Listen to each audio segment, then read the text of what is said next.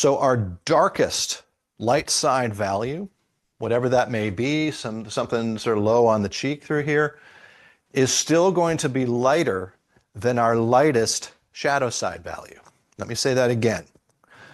Our darkest light side value must still be lighter than our lightest shadow side value.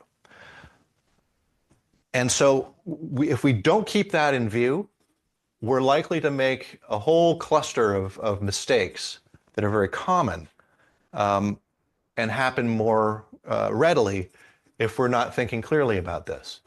One of those mistakes might be to render dirty lights, another term for it is over modeling, where we overextend the value range for a form in the light side.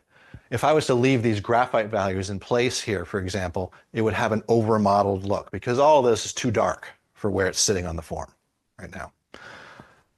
Another consequence of this is reflected lights in shadows that are too light. This is a classic. Everybody makes this mistake at some point. There aren't really many reflected lights in this image. We can kind of see that the underside of his nose is getting a little bit of bounce from below. Fortunately, everything's pretty calm in this image, but we can imagine if we were to take a piece of paper, white paper, and hold it under his nose, the underside of his nose would become fairly brightly illuminated. And everyone would see that and be like, ooh, look at that, that's cool, it glows, and would end up putting down values that are this bright down here, and then wonder why it looks weird.